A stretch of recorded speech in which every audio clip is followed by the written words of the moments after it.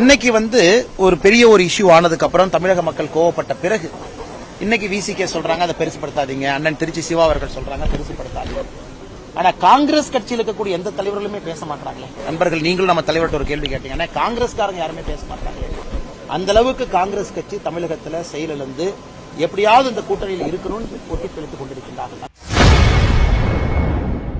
காமராஜர் குறித்து எம்பி திருச்சி சிவா பேச்சை விசிக தலைவர் திருமாவளவன் பெரிதுபடுத்த வேண்டாம் என கூறியுள்ளது குறித்து செய்தியாளர் எழுப்பிய கேள்விக்கு பாஜக முன்னாள் மாநில தலைவர் அண்ணாமலை பதிலளித்துள்ளார்.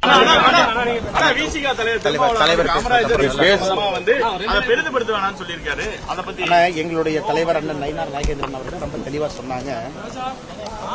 நேற்று அவருடைய ட்விட்டர் பக்கத்தில் கூட முரசொலி நாளிதழ்ல ஆரம்ப காலகட்டத்தில் இருந்து எப்படியெல்லாம் நம்முடைய கர்ம வீரர் ஐயா ரொம்ப அசிங்கப்படுத்தினாங்க அப்படின்னு இப்பதான் நம்ம தலைவர் சொன்னாங்க. அந்த படத்தையும் போட்டிருக்கிறாங்க. எருமத்தோழன் அப்படிங்கிற வார்த்தையெல்லாம் பயன்படுத்தி இருந்தாங்க கர்ம வீரர் ஐயாவின் மீது திமுக காரர்கள். இன்னைக்கு ஒரு பெரிய ஒரு இஷ்யூ ஆனதுக்கு அப்புறம் தமிழக மக்கள் கோவப்பட்ட பிறகு இன்னைக்கு விசிகே சொல்றாங்க அதை பெருசுப்படுத்தாதீங்க, அண்ணன் திருச்சி சிவா அவர்கள் சொல்றாங்க பெருசுப்படுத்தாதீங்க. ஆனா காங்கிரஸ் கட்சியில் இருக்கக்கூடிய எந்த தலைவர்களுமே பேச மாட்டாங்களே. நண்பர்கள், நீங்களும் நம்ம தலைவர்கிட்ட ஒரு கேள்வி கேட்டீங்க. காங்கிரஸ்காரங்க யாருமே பேச மாட்டாங்க. அந்த அளவுக்கு காங்கிரஸ் கட்சி தமிழகத்தில் செயலிழந்து எப்படியாவது இந்த கூட்டணியில் இருக்கணும்னு போட்டி தெளித்துக் கொண்டிருக்கின்றார்கள். நம்ம என்ன சொல்றோம்?